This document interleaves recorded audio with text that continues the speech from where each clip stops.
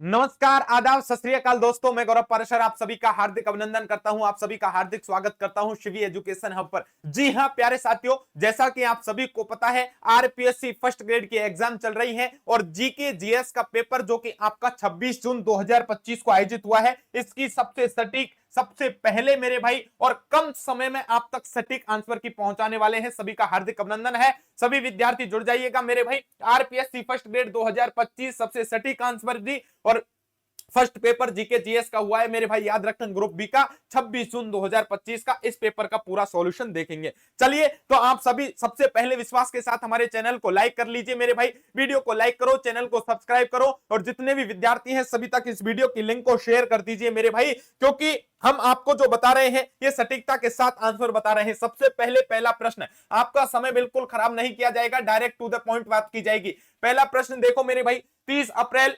2025 को Ramanujan journey of a great mathematician नामक पुस्तक का विमोचन किया गया और चार विकल्प आपके सामने दे रखे हैं मेरे भाई। ऑप्शन ए है विज्ञान और विरासत अनुसंधान पहल प्रभाग डीएसटी द्वारा, दूसरा विकल्प है गणित और अनुप्रयोग संस्थान द्वारा, तीसरा विकल्प है गणितीय विज्ञान संस्थान द्वारा, चौथा विकल्प भारतीय राष्ट्रीय अभिलेखागार द्वारा और पांचवा प्रश्न है आपका अनुत्तरित प्रश्न। ऐसी स्थिति में मेरे भाई जल्दी से बता दो इस प्रश्न का सटीकता के साथ आंसर क्या होने वाला है। चलिए मेरे भाई, इस प्रश्न का सटीकता के साथ जो आंसर होगा वो होगा आपका भारतीय राष्ट्रीय अभिलेखागार द्वारा। विकल्प 4 आपका सबसे सटीक प्रश्न होने वाला है।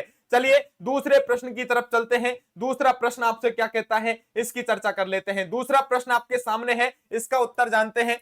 खेलो इंडिया यूथ गेम्स 2025 में राजस्थान के खिलाड़ी द्वारा बनाए गए नवीन रिकॉर्ड्स के लिए निम्नलिखित कथनों पर विचार कीजिए और सही विकल्प आपको चुनना है। कथन ए कहता है कि राजस्थान के हंसराज धायल ने डिस्कस थ्रो 1 किलोग्राम में नया रिकॉर्ड बनाया। कथन बी कहता है कि हंसराज धायल का डिस्कस थ्रो में बनाया जो रिकॉर्ड है ये 68.18 मीटर रहा। केवल कथन बी सही है, ए बी दोनों सत्य हैं, ए बी दोनों आपके असत्य हैं और याद रखना केवल ए सत्य है। पांचवा विकल्प यदि आपको चुनना है तो अनुत्तरित प्रश्न की तरफ जाना पड़ेगा। बताइए सटीकता के साथ आंसर क्या होगा। ए और बी दोनों ही आपके क्या होने वाले हैं, असत्य होने वाले हैं मेरे भाई। याद रखना थोड़ा सा अजीब दिख रहा होगा क्योंकि जिस विद्यार्थी ने पेपर भेजा बेटा वो याद रखना धूप में बेचारे ने मेहनत करके पेपर भेजा था, इसलिए उसकी परछाई आ गई, लेकिन कोई दिक्कत नहीं है, फर्स्ट पेज में ही दिक्कत आएगी, आगे आपको सही दिखेगा। चलिए तीसरा प्रश्न आप सभी के सामने है। ऊष्मा सोची अभिक्रिया का उदाहरण क्या है। श्वसन, सूर्य प्रकाश की उपस्थिति में सिल्वर क्लोराइड का सिल्वर तथा क्लोरीन में वियोजन। तीसरा विकल्प है साग सब्जियों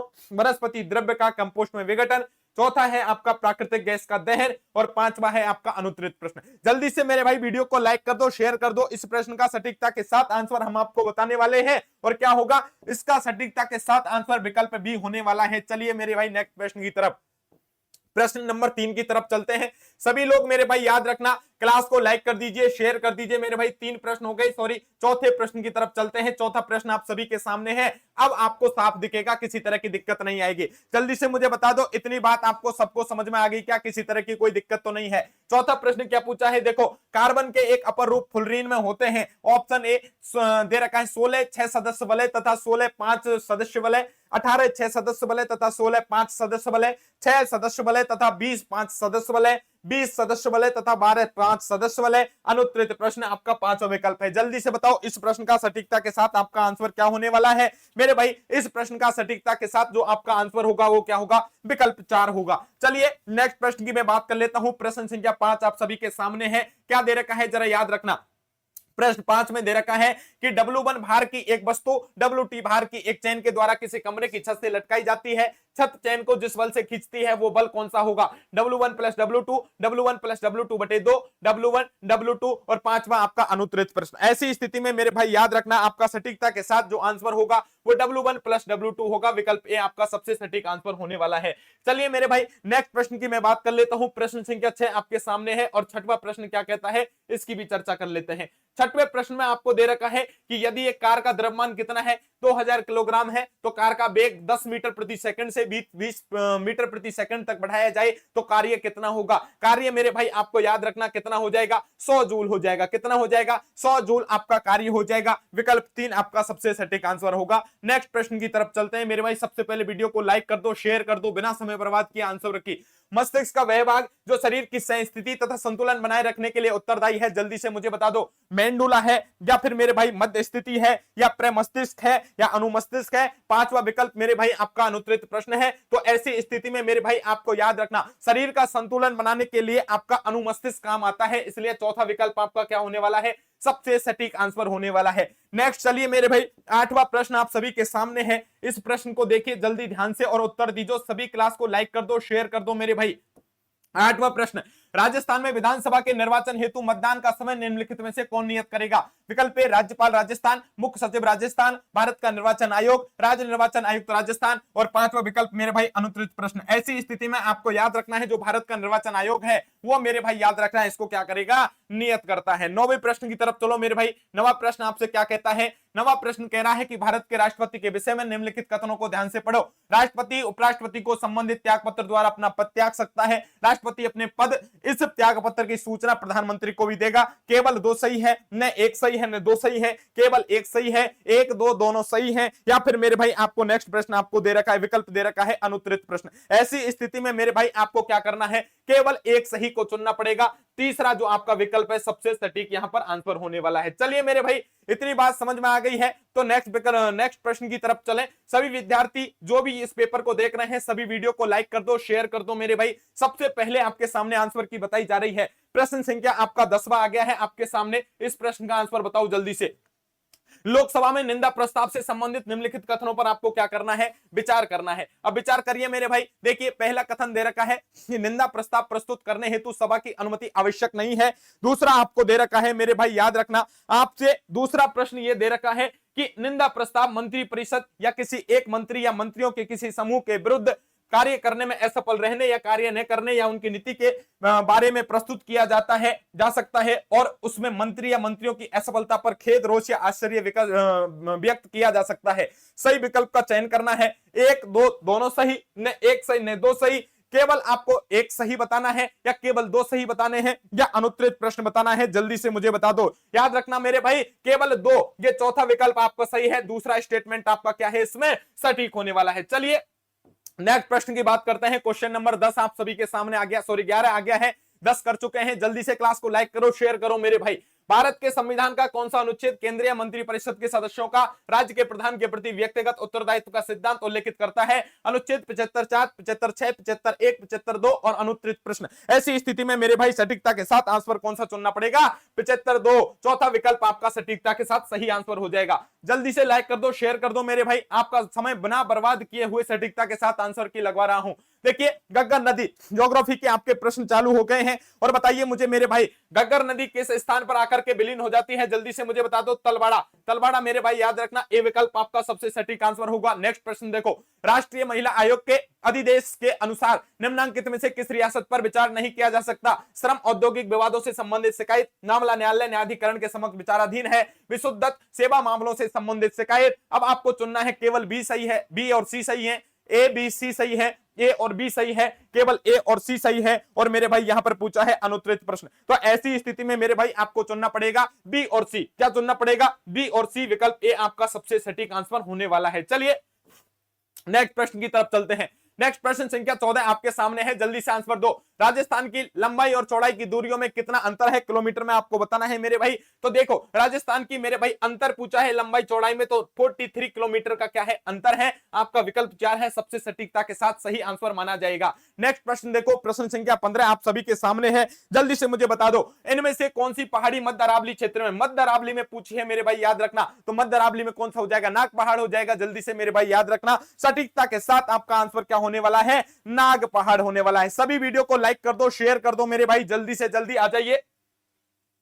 हाँ बिल्कुल बिल्कुल आ जाइए मेरे भाई, याद रखना। बिल्कुल बिल्कुल आप सभी के सामने मेरे भाई याद रखना। अभी बुलाएंगे मैम को, जल्दी से सॉल्यूशन कराएंगे। बस 2-3 प्रश्न और कर लेते हैं जल्दी से मेरे भाई। प्रश्न संख्या 16 की मैं बात कर लेते हैं, 20 के बाद आपको मैम करवाएगी सॉल्यूशन। 16 पे आ जाओ मेरे भाई। निम्नलिखित में से कौन सा सुमेलित नहीं है? और इधर एक तरफ दे रखी है ऊंट की नस्लें और एक तरफ दे रखे हैं मेरे भाई क्षेत्र। ऊंट की नस्ल और क्षेत्र आपकी कौन सी सुमेलित नहीं है? जल्दी से बताओ। केरूपाल, बीकानेर और चूरू, कुर्ची, गंगानगर, हनुमानगढ़, नाचना, जैसलमेर, गोमठ, जोधपुर और नागौर। और पांचवा विकल्प आपका दे रखा है अनुत्तरित प्रश्न। तो ऐसी स्थिति में मेरे भाई आपको याद रखना पड़ेगा चलिए, इसका जो आपसे पूछा है सुमेलित कौन सा नहीं है? विकल्प 2 मेरे भाई याद रखना, कुर्ची, गंगानगर और हनुमानगढ़ आपका क्या हो जाएगा? गलत हो जाएगा, मतलब सुमेलित नहीं है, इसलिए विकल्प कौन सा सही रहेगा? दूसरा ही आपका सही माना जाएगा। 17 प्रश्न की मैं बात कर लेता हूं, आप सभी के सामने है। शीत ऋतु में किन पवनों के साथ शीतोष्ण चक्रवात पाकिस्तान के मार्ग से राजस्थान पहुंचते हैं? जल्दी से मुझे बता दो भाई। ऐसी स्थिति में आपको बताना पड़ेगा कि पाकिस्तान से राजस्थान किसके माध्यम से पहुंचते हैं? पछुआ पवनों के माध्यम से। किसके माध्यम से? पछुआ पवनों के माध्यम से पहुंचते हैं। विकल्प आपका 3 सबसे सटीक आंसर होगा। 18वें प्रश्न की तरफ बढ़ते हैं, बिना समय बर्बाद किए जल्दी से जल्दी मेरे भाई प्रश्नों की चर्चा करते हैं। देखो 18वां प्रश्न क्या कहता है, जल्दी से याद रखना। जनगणना 2011 के अनुसार ऐसे कितने जिले थे जिनमें बाल लिंगानुपात 0 से 6 वर्ष तक 912 था?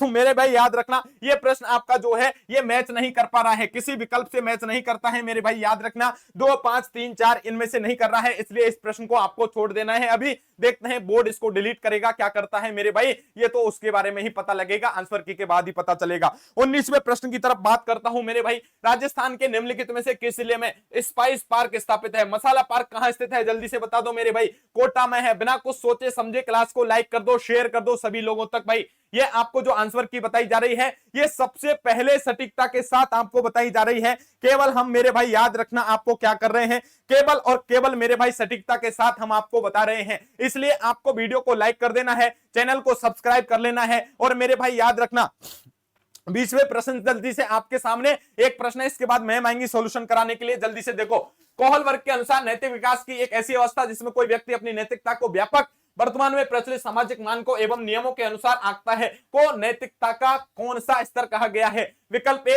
नैतिकता का रूढ़िगत स्तर, नैतिकता का पश्च रूढ़िगत स्तर, नैतिकता का पूर्व रूढ़िगत स्तर, नैतिकता का गैर रूढ़िगत स्तर। और मेरे भाई याद रखना आपको अनुत्तरित प्रश्न यहां से आपको आगे नीचे बढ़ा लेना है मेरे भाई, याद रखना, जल्दी से बता दो कौन सा प्रश्न सही रहेगा। तो भाई सटीकता के साथ जो आपका आंसर रहेगा वो आपका रहेगा नैतिकता के साथ आपका क्या रहेगा? रूढ़िगत मेरे भाई स्तर आपका सही रहेगा। चलिए मेरे भाई नेक्स्ट प्रश्न की तरफ देखिए, केवल इस लाइन पर चलते रहिए मेरे भाई, याद रखना केवल आपको आगे बढ़ाना है, जहां जाके रोकना है हो जाएगा। चलिए मेरे भाई प्रश्न संख्या 21 आपके सामने मैम आएंगी, मैम एक बार सॉल्यूशन करा दो। नमस्कार, जल्दी से स्वागत है, सभी वीडियो को लाइक करो, शेयर करो मेरे भाई।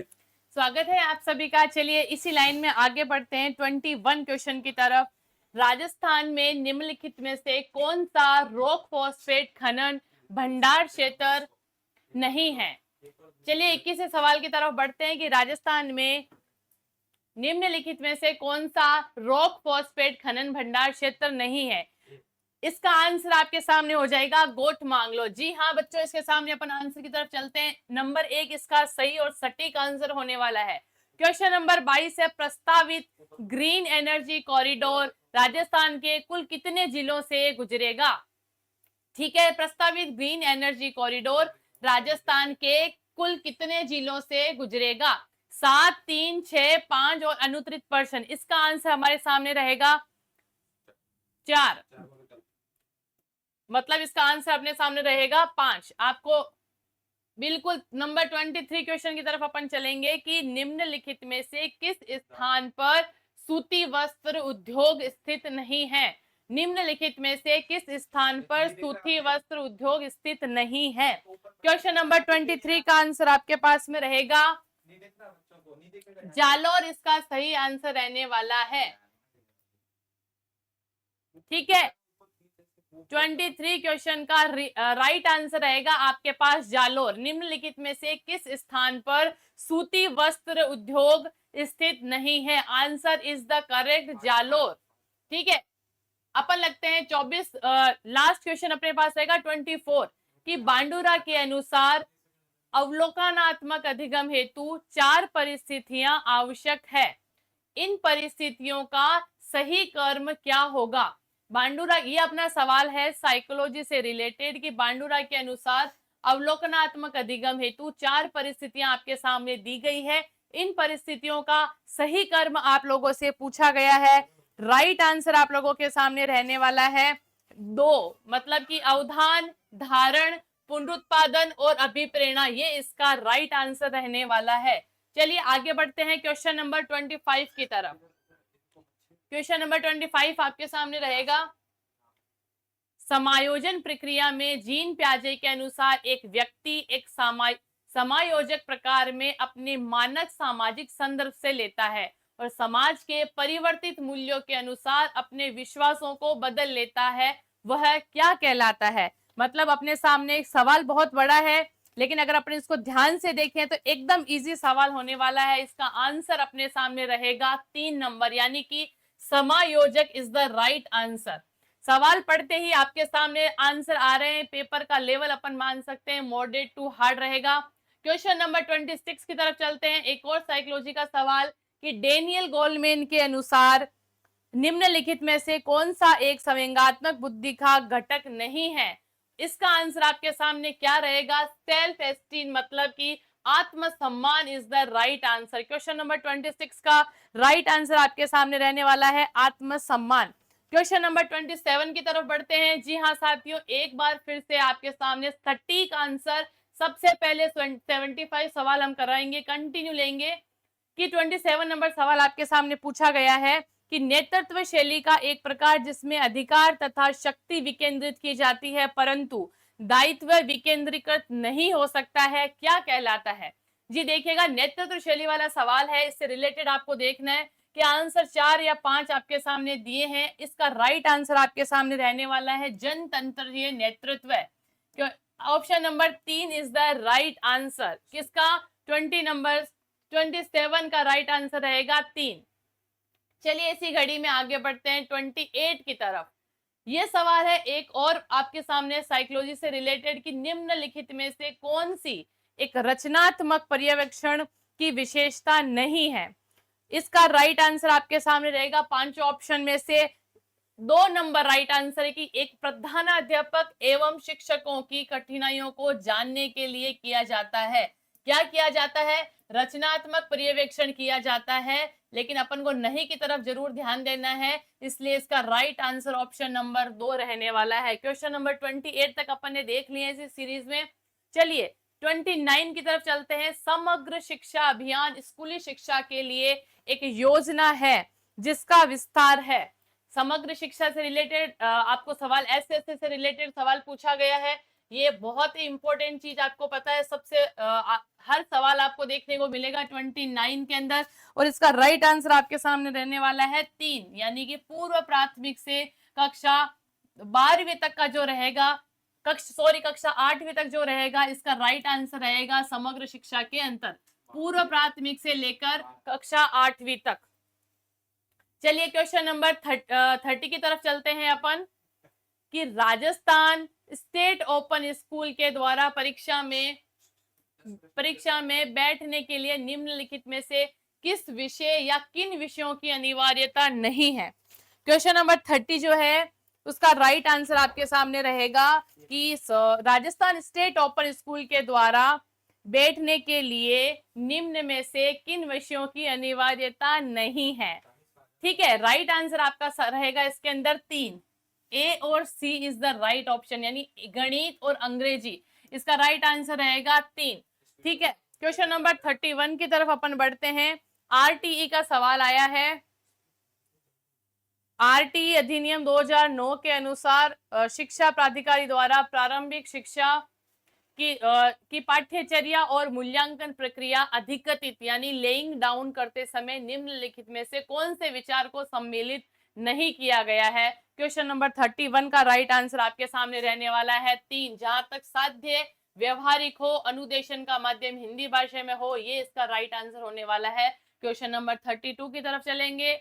एक और आरटीई का सवाल कि आरटीई 2009 के प्रावधानुसार कक्षा 1 से 5 के लिए अगर प्रवेशिक बालकों की संख्या 91 से 120 के मध्य हो तो कितने शिक्षकों की आवश्यकता होगी। बहुत ही इजी क्वेश्चन है, बेसिक सा सवाल है। 4, इस अपन को 91 से 120 के बीच में टीचर चाहिए होंगे 4। क्वेश्चन नंबर 33 की तरफ अपन चलेंगे।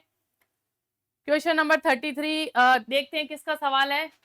क्वेश्चन नंबर 33 कि वह राजा, चलिए एक और फिर से जीके का सेशन शुरू हुआ है, मैं एक बार फिर से सर को बुलाना चाहूंगी कि आप आइए और जीके का सेशन लीजिए। कि 33 सवाल, सर वह राजा जिसने गेंडा हंता के मुद्राओं को ढलवाया था।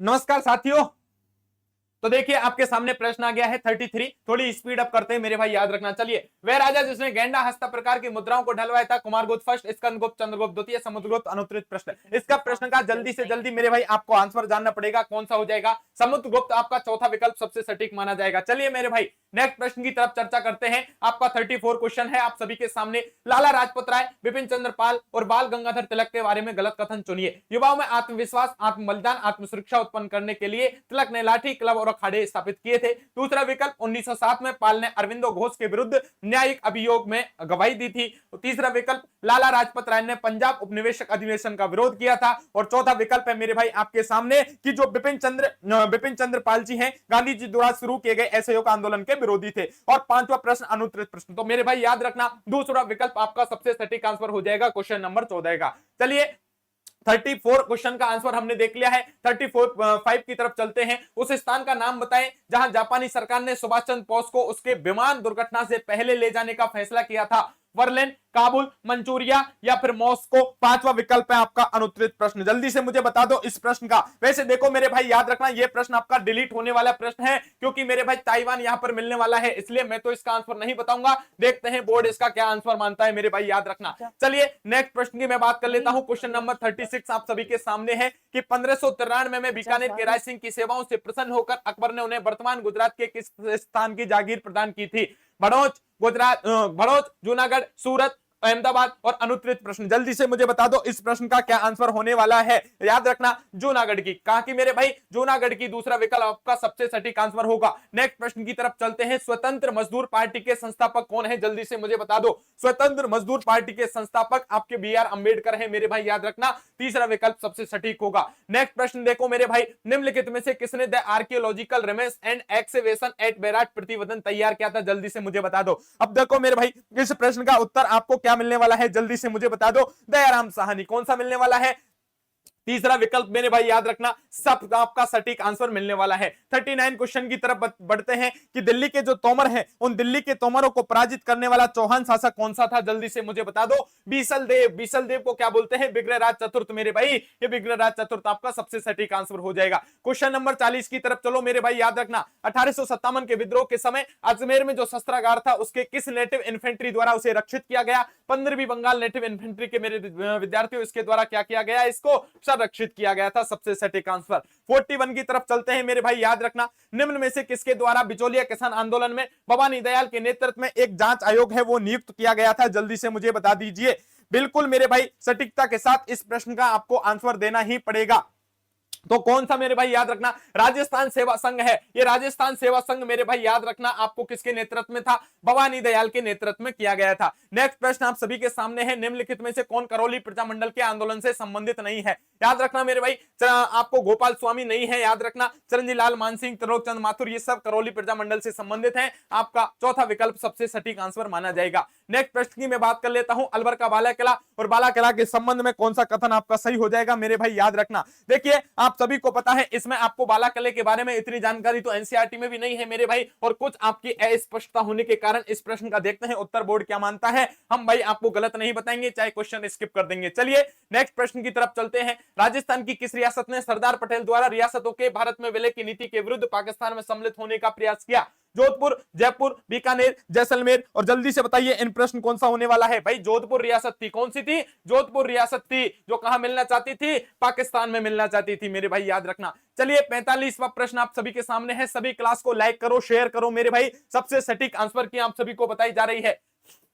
चलिए मेरे भाई इस प्रश्न का आंसर जान लेते हैं। निम्नलिखित में से कौन सा युग्म सुमेलित है, एक तरफ ग्रंथ है, एक तरफ रचयिता है। बेली किशन रुक्मणी वीर मायन, आपका अचलदास खिचड़ी बचनिका, और एक तरफ आपके रचनिका दे रखे हैं, रचयिता दे रखे हैं। जल्दी से मुझे बता दो कौन सा आपका सुमेलित नहीं है। बिल्कुल मेरे भाई याद रखना, बेली किशन रुक्मणी पृथ्वीराज सुमेलित नहीं है, अचलदास खिची भी नहीं है मेरे भाई, याद रखना ए और सी। अच्छा कौन सा सुमेलित है, अच्छा ए सही है, और आपका कौन सा सही है मेरे भाई, ये आपका सी सही है। कौन सा गलत है आपका, बी गलत हो जाएगा। तो सही पूछा है तो ए और सी चुन लीजिए। विकल्प एक आपका क्या हो जाएगा, सबसे सटीक आंसर हो जाएगा। क्वेश्चन नंबर मेरे भाई 46 की तरफ चलते हैं। 46 आप सभी के सामने है। देखिए मेरे भाई, सबसे पहले बताओ, भारत में किसी भी स्थल पर तेजाजी के मंदिर के निर्माण के उपरांत जो जागती जोत है, वो जागती जोत किस स्थल से ली जाती है मेरे भाई? जल्दी से मुझे बता दीजिए, कहां से ली जाती है? खड़नाल। और खड़नाल कहां है मेरे भाई? याद रखना, नागौर के अंतर्गत है। बीड़ तेजाजी, बोल बीड़ तेजाजी की जय हो मेरे भाई। जल्दी से क्लास को लाइक कर दो, शेयर कर दो। प्रश्न आप सभी के सामने, मेवाड़ के अमर सिंह प्रथम के कार्यकाल में रागमाला चित्रित करने वाले पेंटर का नाम क्या है? जल्दी से बता दो। मनोहर, सारंगधर, निशारदीन, साहिबदीन और आपका अनुत्तरित प्रश्न मेरे भाई याद रखना, निसारदीन को क्या बोलते हैं? नसरुद्दीन बोलते हैं। तीसरा विकल्प आपका सबसे सटीक आंसर हो जाएगा। चलिए आप सभी के सामने मैम को बुलाना चाहूंगा। मैम आ जाइए, आपके मैथ के प्रश्न आ चुके हैं और रीजनिंग मैथ आपको मैम कराने वाली है। हार्दिक अभिनंदन है। उससे पहले मेरे बच्चे सुन लीजिए, क्लास को लाइक कर दो, शेयर कर दो मेरे भाई जल्दी से जल्दी, क्योंकि ये सबसे सटीक आंसर की आपके सामने हम लेकर के आ रहे हैं। एक सबसे पहले वीडियो को लाइक करें, चैनल को सब्सक्राइब करें और जितने भी आपके साथी हैं सभी तक वीडियो की लिंक को क्या कर दें, शेयर कर दें मेरे भाई। चलिए मैम स्वागत है आपका, आइए। चलिए क्वेश्चन नंबर 48 की तरफ अपन बढ़ेंगे कि निम्नलिखित श्रेणी का अंतराल है। निम्नलिखित श्रेणी का अगला पद आप लोगों से पूछा गया है 5, 10, 26, 50, 122। अगला पद आपके सामने क्या होगा? Question number 48। क्वेश्चन नंबर 48 का राइट आंसर आपके सामने होगा 170। आई थिंक आप लोगों के ये सारे सवाल सही होने वाले हैं, क्योंकि ये सवाल बहुत ही बेसिक सवाल पूछा गया है। ठीक है, क्वेश्चन नंबर 48 से आगे चलते हैं क्वेश्चन नंबर 49 की तरफ। 7 व्यक्ति आप लोगों के सामने दिए गए हैं, A B C D E F और जी। एक पंक्ति में क्रमानुसार खड़े हैं। प्रथम 2 व्यक्तियों के बीच की दूरी 10 मीटर है। क्रमागत व्यक्तियों के मध्य दूरी 1 मीटर कम हो जाती है।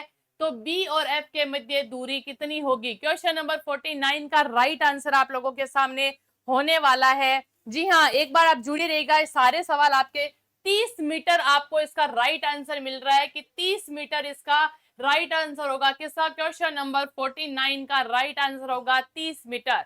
क्वेश्चन नंबर 25 आपके सामने समांतर माध्य का सवाल है। यदि एक्स स्क्वायर और 1/x स्क्वायर का समांतर माध्य m स्क्वायर है, तो x और 1/x का माध्य क्या होगा? जी हाँ, इसका राइट आंसर देखिएगा, थोड़ा सा कंफ्यूजन के अंदर है। मैं इसका आंसर इसलिए क्लिक नहीं करूंगी क्योंकि जब तक कंफर्मेशन नहीं हो आप लोगों को राइट आंसर बताने का अधिकार हम लोग नहीं रखते हैं। क्वेश्चन नंबर 50 से अपन डायरेक्ट आगे चलेंगे 51 की तरफ। आपको पूछा गया है निम्न प्रेक्षणों को बढ़ते हुए क्रम में व्यवस्थित किया जाएगा। ठीक है, आपके सामने कुछ आंकड़े दिए गए और इन आंकड़ों की आपको माध्यिकाएं पूछी गई है कि इन आंकड़ों की माध्यिकाएं 63 है। तो x का मान आप लोगों को डायरेक्ट पूछा गया। आई थिंक बहुत ज्यादा हार्ड आप लोगों के सामने नहीं होगा। राइट आंसर आपके हो जाएगा 62। जी हाँ, 51 का राइट आंसर आपके रहने वाला है 62। 52 की तरफ चलते हैं कि यदि x का मान दिया हुआ है 2 + √3, तो निम्न कथनों पर विचार कीजिए। 52 का आपको दिया गया है कि अपन को राइट आंसर देखना है कि भाई इसका राइट आंसर क्या होगा। आई थिंक ए, बी और डी। देखिएगा, ए, बी और डी किस ऑप्शन में आपको मिलेंगे? ए, बी व डी सही है जी। आंसर इसका 4 लगा लीजिएगा आप कंफर्मेशन के साथ।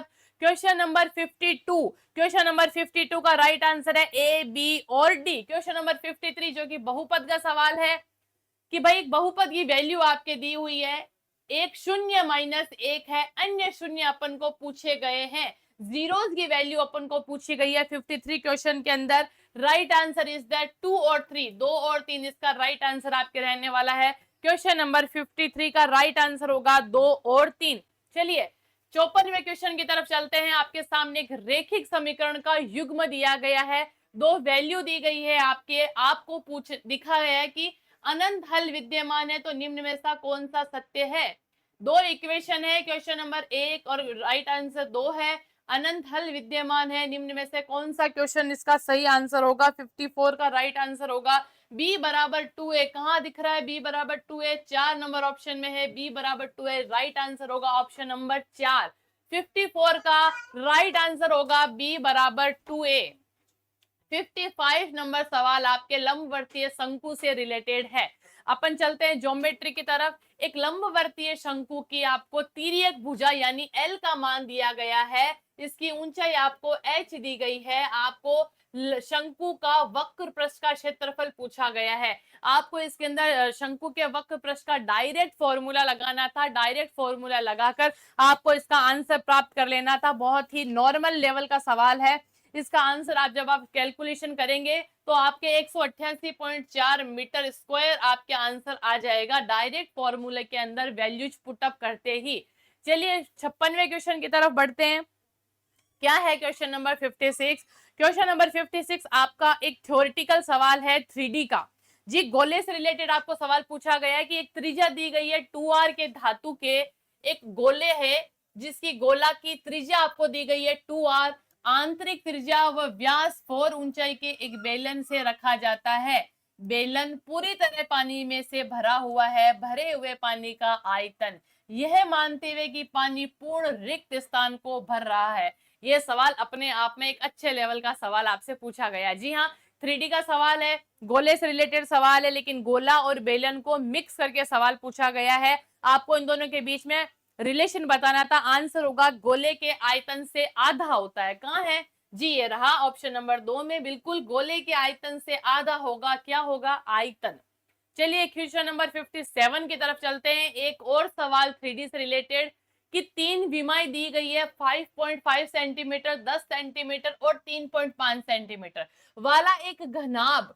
अब आपसे घनाभ से सवाल पूछा गया है कि घनाभ बनाने के लिए 175 सेंटीमीटर व्यास तथा 2 मिलीलीटर मोटाई वाली कितने चांदी के सिक्कों को पिघलाना पड़ेगा। एक और आयतन से रिलेटेड सवाल है कि कुछ गोले आपको दिए गए हैं, कुछ विमाओं का घनाभ आपको दिया गया है और ये आपको पूछा गया है कि चांदी के सिक्कों को आपको पिघलाना पड़ेगा। तो इसका राइट आंसर जब आप कैलकुलेट करेंगे 400 आपका इसका राइट आंसर आने वाला है। 57 का राइट आंसर आने वाला है आपके सामने 400।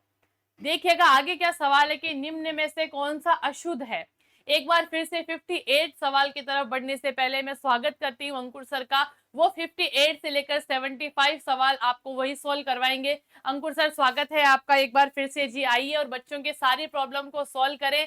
आप सारे 75 सवाल इनको सीरीज वाइज एकदम, सर ये लीजिए माइक करवा दीजिए सर। बिल्कुल सर। बहुत बहुत धन्यवाद मैम। सभी का स्वागत है आपके अपने प्लेटफॉर्म शिवी एजुकेशन हब पर। बहुत शानदार तरीके से हम सॉल्यूशन करवा रहे हैं और सर ने, मैम ने कितने अच्छे प्रश्नों को आपको डिस्कस कराया है। अब हम आगे कार्य को ले जाते हैं। सबसे पहले तो भैया पेपर कैसा हुआ था? पेपर बहुत शानदार आया था। चलिए तो 58वां प्रश्न है, कौन सा शब्द अशुद्ध है? ठीक है, उच्छ्वास, चारागार, प्रज्वलित, सानिध्य। बताइए इस प्रश्न का आंसर क्या होगा? ठीक है, थोड़ा सा सोचिए।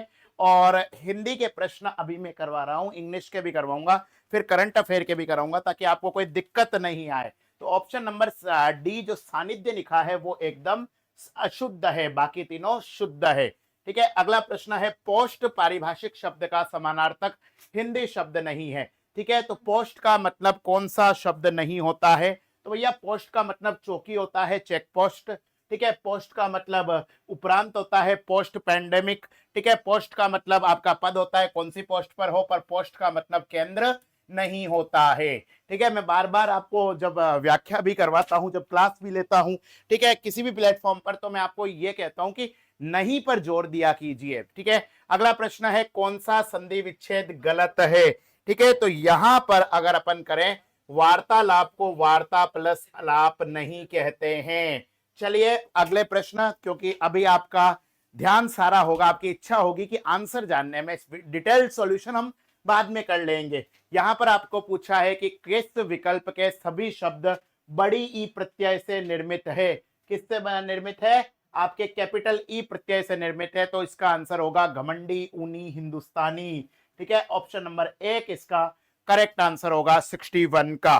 चलिए 62 पर आते हैं। प्रश्न नंबर 62, निम्न में से कौन से विलोम युग्म नहीं है? देख लीजिए सारे के सारे प्रश्न नहीं के पूछे हैं, असत्य के पूछे हैं। तो यहां पर इसका आंसर होगा नैसर्गिक का अर्थ होता है प्राकृतिक, नैसर्गिक का विलोम नहीं है प्राकृतिक, इसलिए ये आंसर एकदम करेक्ट होगा। चलिए हिंदी के 5 क्वेश्चन आए थे, अब आते हैं अंग्रेजी के प्रश्न। ठीक है, फर्स्ट प्रश्न है आपके सामने जिसको आपको करना है, match the prefix under column A with word under column B. यहाँ पर प्रिफिक्स मतलब जैसे अपने हिंदी में उपसर्ग होता है ना, वैसे ही होता है बेटा। तो इसके अंदर क्या होगा, यहां पर मिस को जोड़ेंगे कंडक्ट से, मिसकंडक्ट ए का तीसरा, ठीक है। डी को जोड़ेंगे कोड से, डिकोड बी का चौथा, ठीक है। ये दोनों तो ऑप्शन अपने आप कट गए। अन को जोड़ेंगे किससे, टाई से, अनटाई, और डिस को जोड़ेंगे कंडक्ट से, कंटेंट से, डिसकंटेंट, यानी कि पहला ऑप्शन करेक्ट होगा, परफेक्ट होगा। चलिए अगले प्रश्न पर प्रवेश करते हैं। Choose the appropriate passive form of given active sentence. एक एक्टिव सेंटेंस दे रखा है कि आउट टू हेल्प हर, आपको इसको पैसिव में बदलना है एंड इसका पैसिव वॉइस होगा see out to be helped by him, ठीक है। हिंदी की जो हमारे सर हैं वो आ नहीं सके हैं, ठीक है, बारिश की वजह से फंस गए हैं, इसलिए उन्होंने सर ने आंसर भेजे हैं, वो आंसर ही मैं आपके सामने पढ़ रहा हूं। डिटेल में आपको सॉल्यूशन बाद में कराया जाएगा। चलिए आगे है, choose the verb that agree with the subject, 3 part of business left for me to do, ठीक है। तो इसका आंसर क्या होगा, देखिए ये जो क्वेश्चन है ये प्रश्न विवादित प्रश्न है। इस प्रश्न, this question is going to be delete, ठीक है। That's why we are not going to solve this question because this is out of syllabus, ये ग्रामर के अगेंस्ट है।